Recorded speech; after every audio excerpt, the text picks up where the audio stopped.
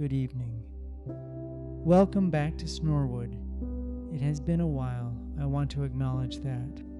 7 months is a long time to leave a town in the dark, or rather, to leave you outside of it, standing at the edge of it, unable to hear what's been happening in the evenings between September and now. I'm sorry for that. I know how it is when you care about a place and can't get back to it. But there's a reason we waited. The bench is ready. The date is a Saturday in mid-May. The time as we begin is 6:30 in the evening, earlier than we usually start, because today was a full day and I want you to have all of it.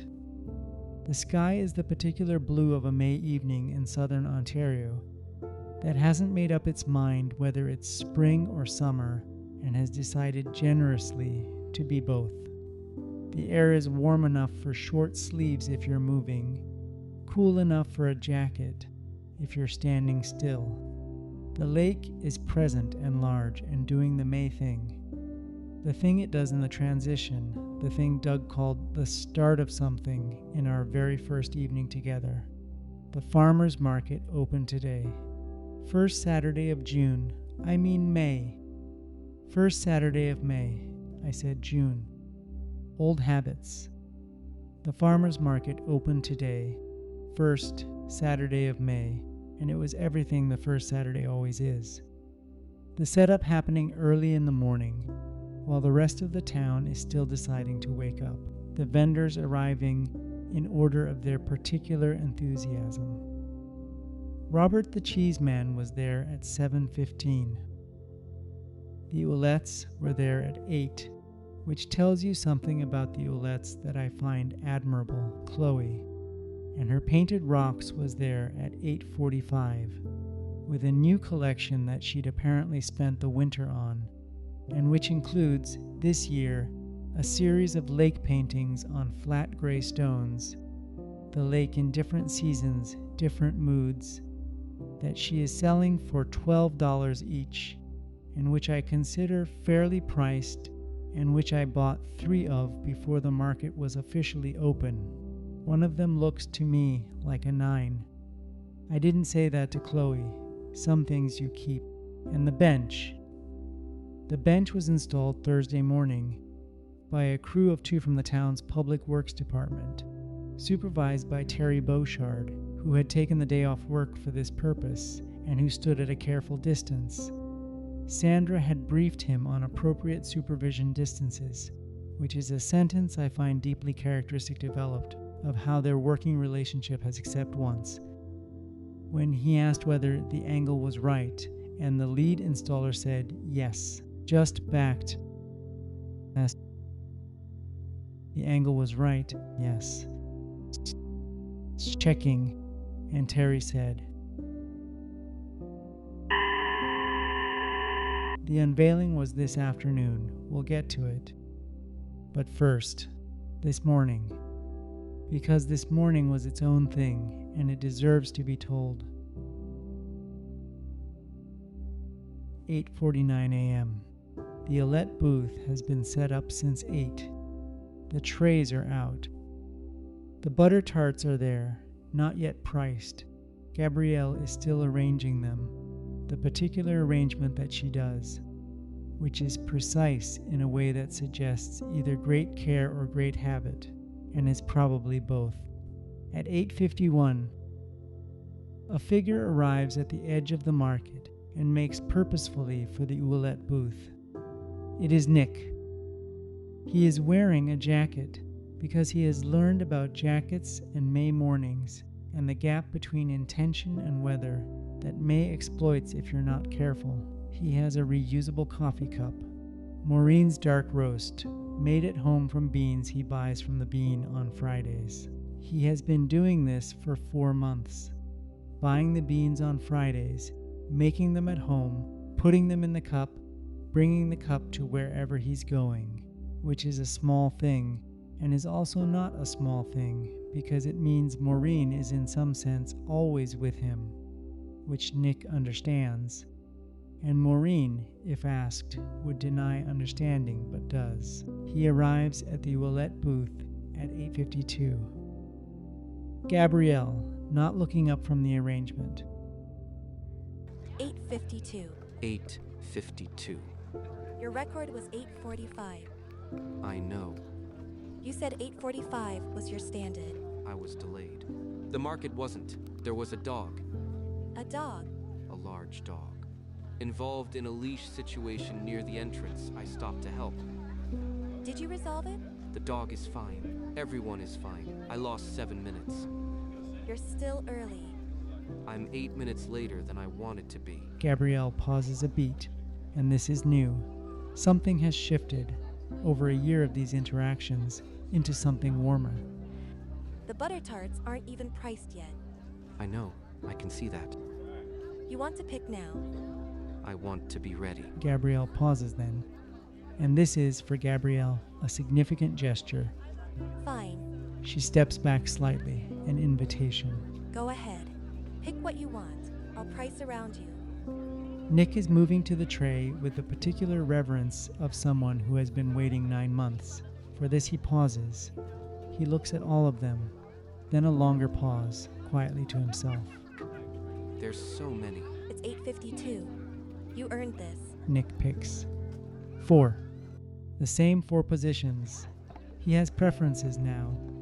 He has learned that the edge ones are slightly different from the center ones. A matter of caramelization, a matter of heat distribution, a matter of opinion that he has developed and holds carefully. 4. Can I ask you something? Sure. Do you ever eat them? The butter tarts? She pauses, as if this is a question that has a specific answer, and she is deciding whether to give it. Every year on closing day. Last Saturday of September. After the booth is packed up and the van is loaded, my grandmother makes a fresh batch. Not for the market, just for us. We sit in the parking lot and eat them. Those are better than these. Really? The ones you make for yourself are always better. 8:52 next year. 8:40. She calls after him, and there is definitely something approaching warmth in it now. That's ambitious. He sat on the bench near the entrance. He ate 1 butter tart immediately, as is correct. He put the bag with the other 3 beside him. He sat there for 22 minutes. He did not check his phone. He did not plan anything. He watched the market fill, the people arriving, the Saturday morning of it, the town coming to itself. He said to me later, I just watched it happen. He said, I've been here 15 months and I still find it. I don't know the word. I said, moving? He said, I was going to say something less dramatic.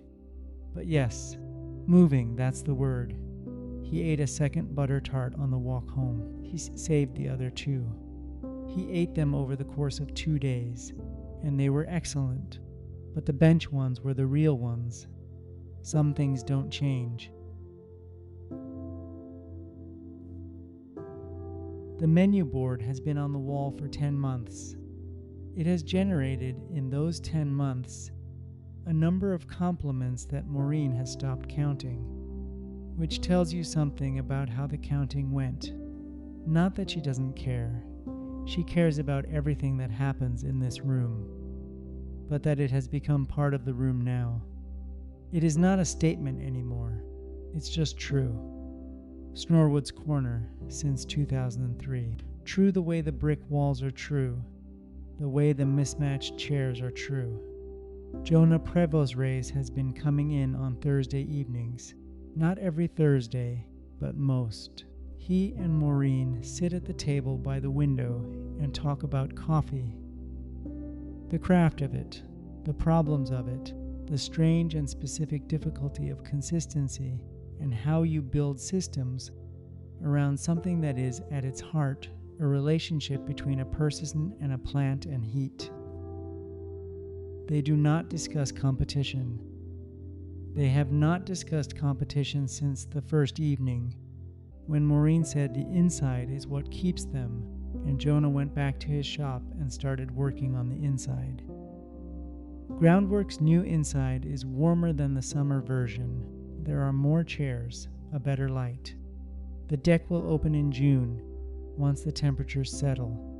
Maureen has been to the deck once. She told me it was lovely, she said. Obviously it's lovely. It's the lake, she said. But the coffee is also good, and that's not the view, that's him. High praise from Maureen. She'd deny it was high praise. I'm telling you it was. The bean, mid-morning. Maureen is making something, not a standard order, something she's been thinking about. Maureen to Danny, who has been watching her with the mild curiosity of someone who has worked with a person long enough to notice when they're doing something new. I've been thinking about a spring drink. A new one? Not entirely new. A version of the chamomile latte, but lighter, warmer weather version. The chamomile latte is for being indoors when it's cold. What's the equivalent for May? For being outside when it's finally warm? What does May feel like? Maureen considers this with the seriousness it deserves, because Maureen takes the feelings of things seriously. May feels like the relief of it, the specific relief of cold ending. She adds something. It shouldn't be heavy, nothing heavy. It should be light and certain. Like when you open the window after a long winter and the air comes in and it's not cold and it's not hot, it's just right. It should taste like the air being right again. She tastes it. More honey, less of the other thing. She adjusts and tastes again. That's it. She puts it on the counter in front of Danny, and Danny drinks it. Maureen, this tastes like opening a window. Something crosses Maureen's face. Not surprise, because she trusted the recipe, but something like completion. She picks up her pen and writes it down. The whole thing, precisely. I'm going to call it May. Just May. That's enough. Is it going on the board? It's going on the board. 11 tries for the chamomile. 2 for the May. I'm getting faster. She almost smiles, and then does, the full version, because nobody is watching. By noon, she had sold 14 cups of May. By 2 o'clock, the market crowd having come through. 23. She did not ask anyone what they thought of it. She could tell. She has been watching people drink things she made for 22 years, and she can read it in the way a person wraps their hands around a cup, the way their shoulders change. Everyone's shoulders changed. The May drink does what May does. It gets you right.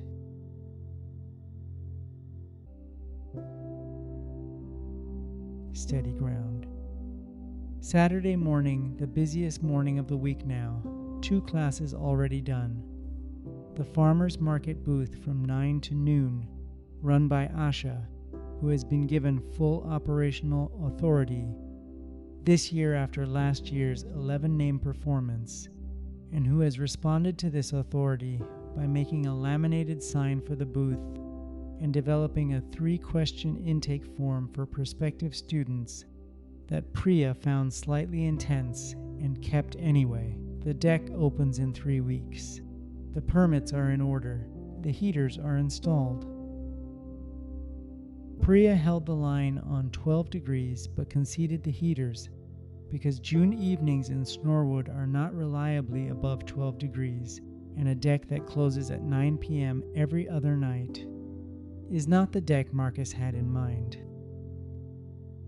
The Thursday 6 o'clock class launched in October and has 12 students, including Franklin, who is no longer a beginner and who has taken to arriving early and making sure the blocks are out before anyone else arrives, which is the yoga equivalent of becoming a regular, and which Priya has noted and appreciated in the way she appreciates things, which is quietly and specifically. The waiting list for Tuesday's 6 o'clock is now 9 people. Priya is thinking about a Tuesday 8 o'clock. She hasn't mentioned this to Marcus yet, because she wants to have thought about it first, which is her right, and which is different from resistance, which is what it would have been a year ago. She told me when I spoke with her for Volume 3, which is moving, the writing is moving, slower than I'd like, but correctly. She told me that the thing she didn't understand when she moved to Snorwood was that slowing down and building something are not opposites. She said, I thought stopping meant stopping. I thought that's what I needed, to stop. She said, but the stopping was just to find out what was worth going. She said the studio is what's worth going. The coffee, the deck, the Tuesday class and the Thursday class, and the 8 o'clock she's thinking about. She said, Marcus knew. He always knew. She said it without resentment. Just as a fact about Marcus, which she has been collecting for 16 years and finds, on balance, a good collection. Priya is in the studio, not mopping, not on the phone, just sitting, cross-legged, on her mat in the middle of the room, the west window light, the late afternoon of a May Saturday, to no one or to the room which she has been talking to for 4 years. 1 year ago today, approximately, Marcus said. What about a booth at the farmer's market? I said. Absolutely not. Priya looks at the studio around her, the waiting list, the 2 classes, the deck permits, the laminated sign Asha made. I have very good judgment. She says this entirely seriously for approximately 2 seconds, and then quietly, just for herself, she laughs. It is, I want to note, the first time in 6 episodes that Priya has laughed, not smiled. She smiles. She is warmer than she appears on first impression. She has a dry and precise sense of humor that reveals itself gradually, the way good things in Snorwood tend to. But a laugh, the genuine kind. The kind that comes out because something is actually funny, and you're relaxed enough to find it funny and alone enough to let it out. The studio in May afternoon light, Priya on her mat, laughing at herself. This is the kind of moment that doesn't make it into any official record. It doesn't belong in the Gazette. It's not something you could put on a plaque. It is exactly what Gerald Fitch, town historian, is trying to write down. She sat there for another 20 minutes, didn't move, just sat. At the end of it, she got up, rolled the mat, and went to the window. Good day. Something she hasn't done before. She says it to the lake she can't quite see, to the sky above it, to whatever May is doing out there. Good day. Bev's books. Saturday afternoon. The May version, the shop full, tourists back, the particular energy of a town that has opened itself again. Bev has been changing the door shelf. She changed it in October, as you know. Munro, Hitchhiker's Guide, Stegner, Ishiguro. She changed it again in December. She won't tell me what the December shelf was. She says December is private, which I respect and find very Bev. She changed it in February and March and April. The May shelf went up this morning, before the shop opened. She did it early, as she always does with the transitions, because the transitions matter and deserve attention before the day's noise. I came in at 9 to see it. She was at the counter, already open, already in the flow of the day. I looked at the shelf. She didn't explain it. She never explains it. I looked at the 8 books. Then I said, Bev. She said, Gerald.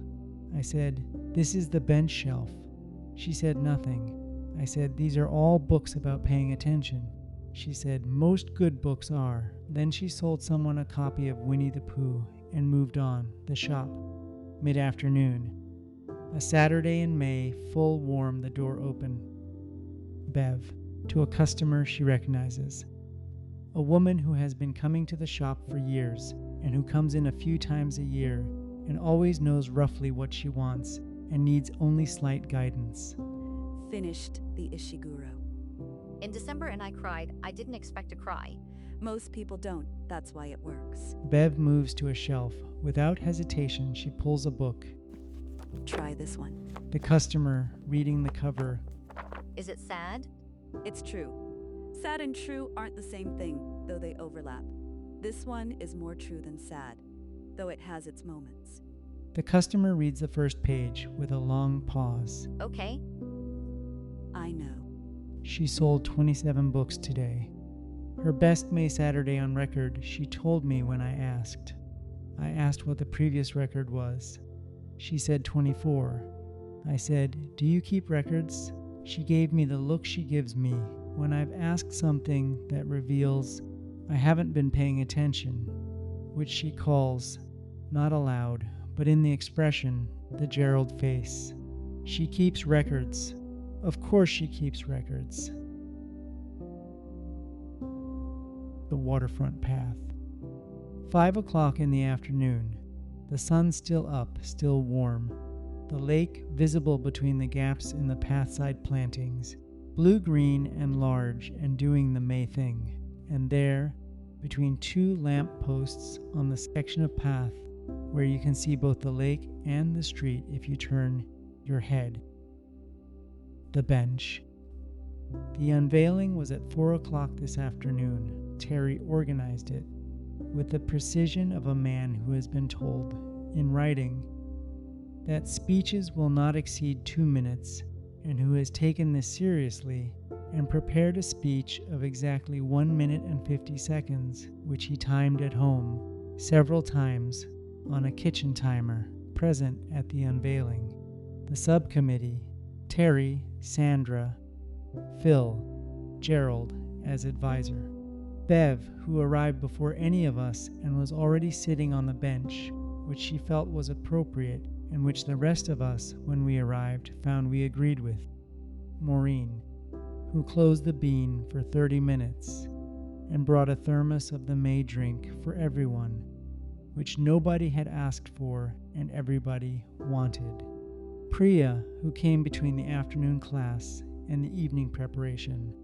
Doug, who arrived at 3:59 and stood at the edge of the small group with his hands in his jacket pockets and said nothing until he needed to. Nick, who came straight from home, still in his off-shift clothes, jacket on because he knows about May mornings and applies the lesson to May afternoons. Patricia Sondergaard from the library came. 6 people from the Horticultural Society, because they maintain the plantings along this stretch of path and felt, rightly, that they had a stake.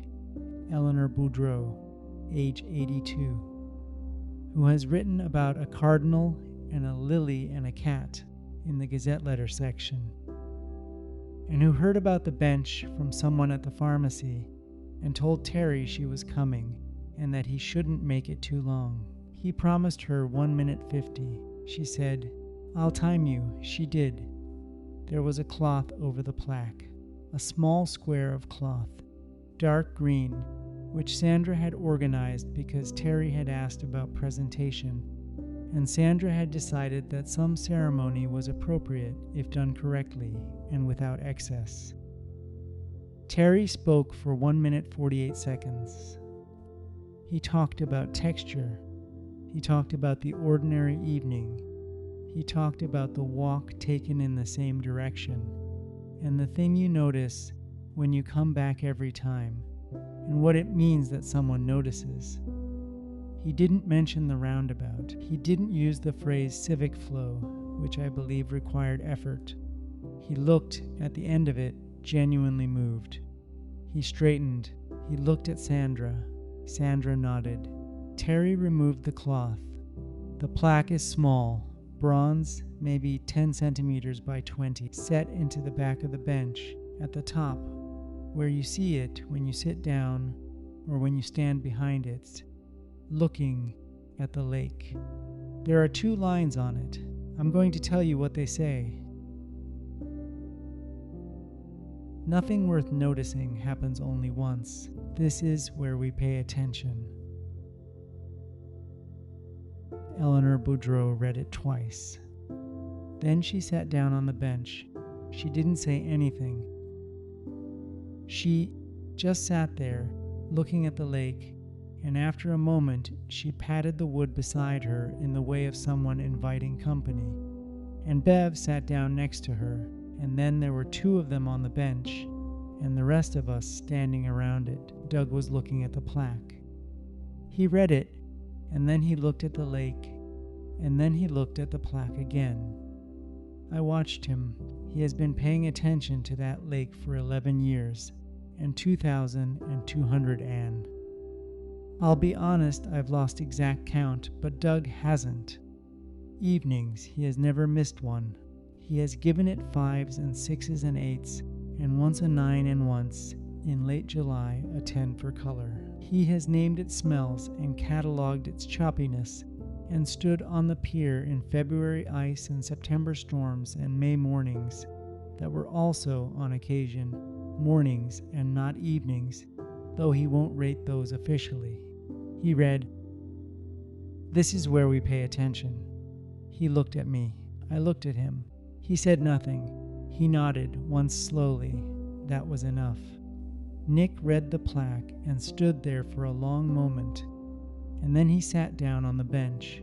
Eleanor and Bev made room, and he read it again from the sitting position, which is the position it's meant to be read from, and he sat there for a while. Priya read it and took out her notebook and wrote something down and closed the notebook. Maureen read it and refilled everyone's cup of May and didn't say anything at all, which is how Maureen says the things that matter most.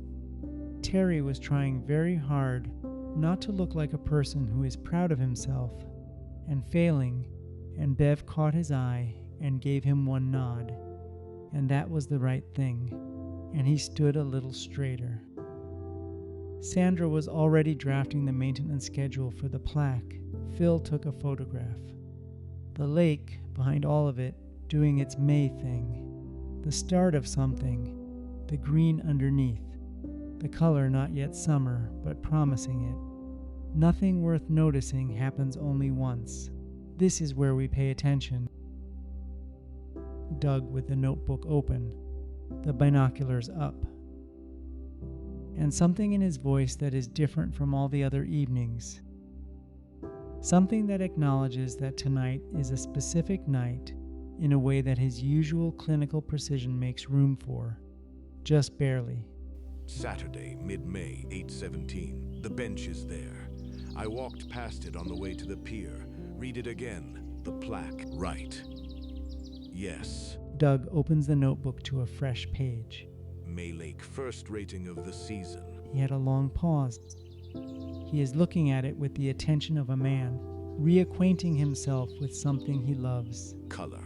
The May color. Not summer yet. Not the deep blue-green, not the July color. This is the transitional color.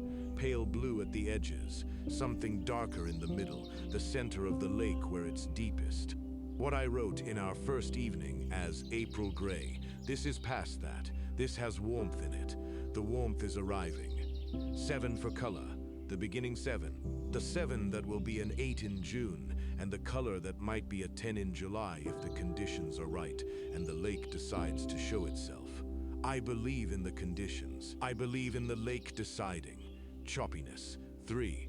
Low, long swell. The lake is organizing itself after winter. Purposeful low waves. The lake remembering what it does. Smell. The May smell. 6 for smell. The return of the green underneath. Something new in it. The warmth coming. The cold not yet gone. The combination of them that only happens in May. Only for a few weeks before the summer smell takes over. I wrote it last year in the first episode.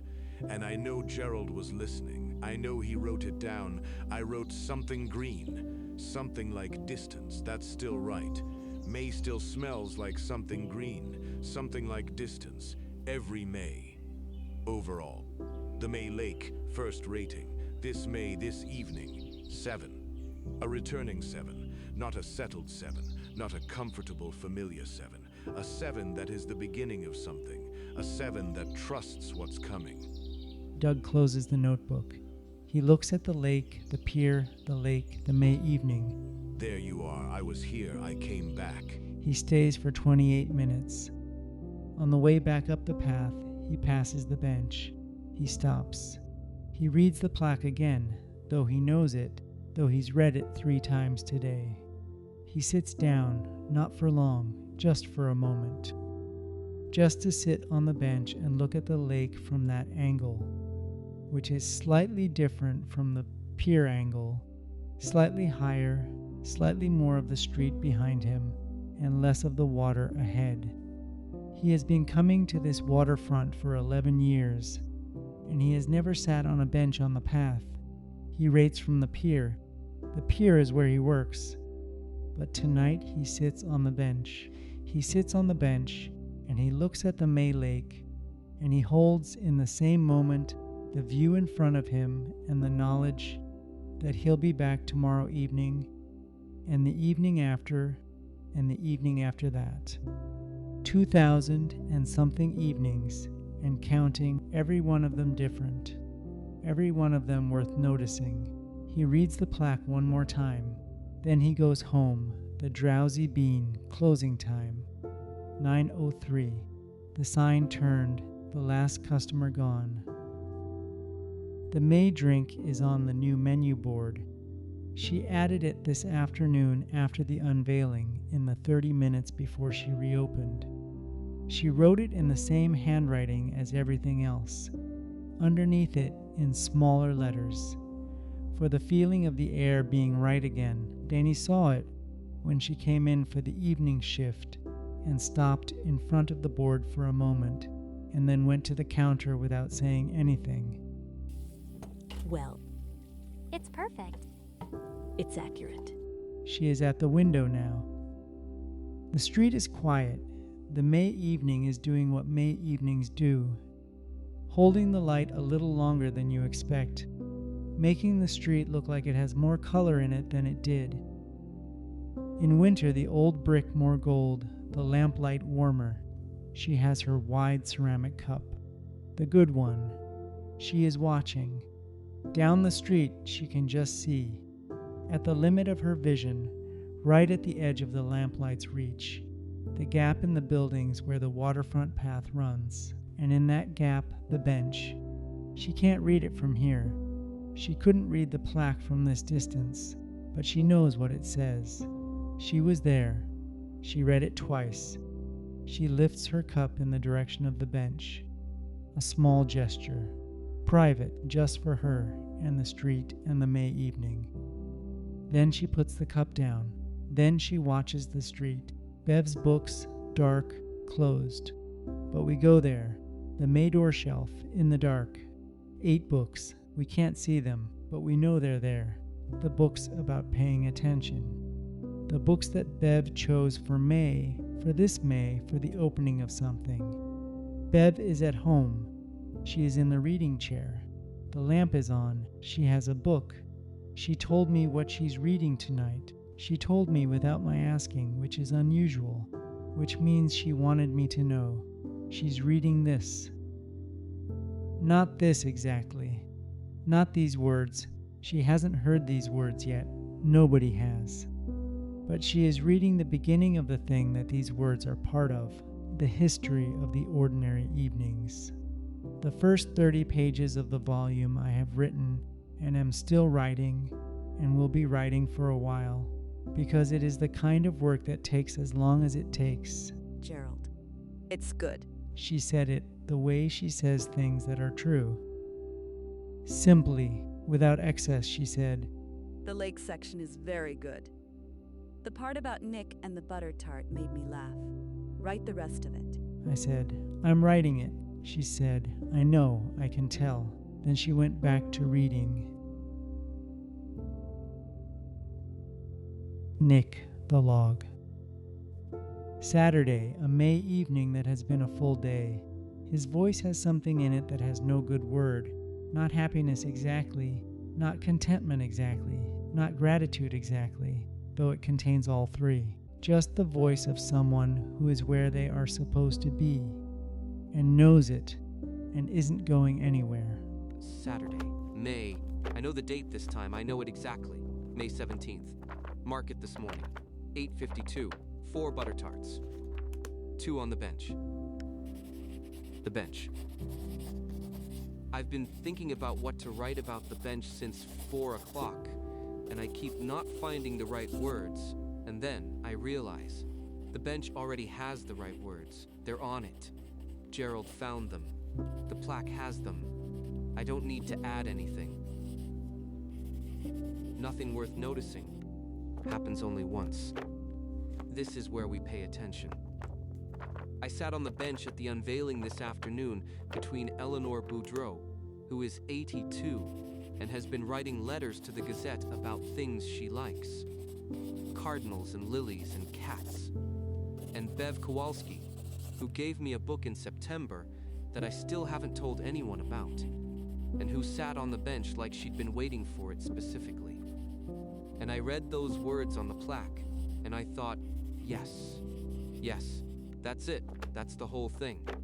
15 months in Snorwood, 2,000-something evenings of someone raiding the lake, 22 years of someone writing the town down, 22 years of someone making coffee in the same corner, 26 years of someone knowing where the books are. None of it happens only once. All of it worth noticing. I called my mother tonight, after the unveiling, before my shift. I hadn't called in a while, not because anything was wrong, just because time moves differently here and I lose track of how long it's been. She asked how Snorwood was. I said, "Mom, it's really good," she said. "Are you still planning to come back to Toronto?" I said. "I renewed my lease in February." She was quiet for a moment. Then she said, "I'll come visit," I said. "You should come in July. Come to the farmer's market. Get there before 11, she said. "Before 11? For a farmer's market?" I said. "Trust me. She's coming in July. I've already told Gabrielle." Gabrielle said, "Before 11, I said. "I know," she said. "Make sure she knows. She knows." Lake tonight from the window, the May Lake, by sound, a 5, I think. A gentle, returning 5. The lake finding its way back to itself. Doug would know better. I'll ask him tomorrow. I already know what he'll say. He'll say, returning 7. He'll say, the 7 that trusts what's coming. He won't say it like that. He'll say it differently, more precisely, in the language he's developed over 11 years. But that'll be what he means.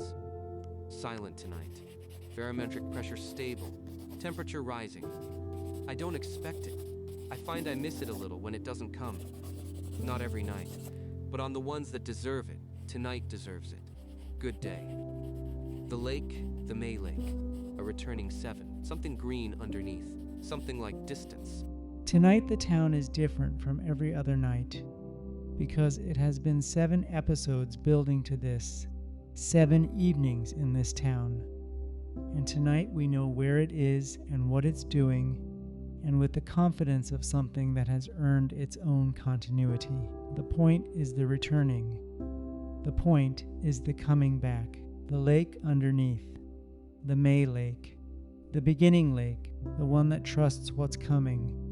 And on the waterfront path between 2 lampposts in the dark, the bench, the plaque catching the lamplight. Nothing worth noticing happens only once. This is where we pay attention. The lake moving past it, dark and large and patient, as it has been for 10,000 years and will be for 10,000 more.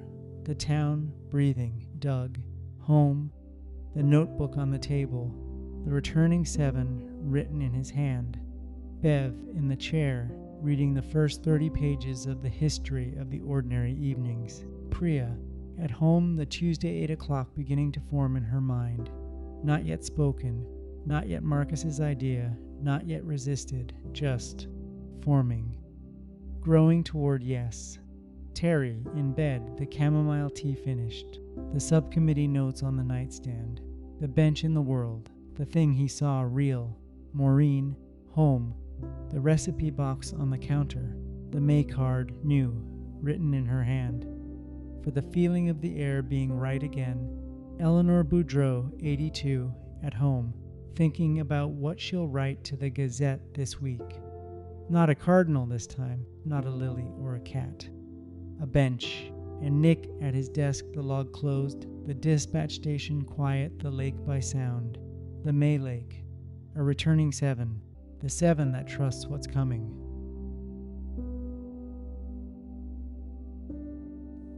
The lake is a 7 tonight, a returning 7. Bev says, pay attention to the May shelf. She always knows. Maureen's new drink tastes like opening a window. She called it May. That's enough.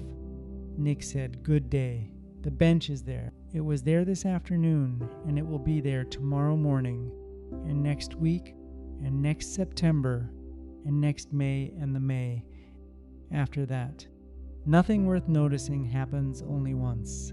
This is where we pay attention. The town held in it, all of them, all of these evenings, all of these ordinary and unrepeatable nights. And now in Snorwood, the lights are low, the streets are quiet, and the lake has gone still. Good night.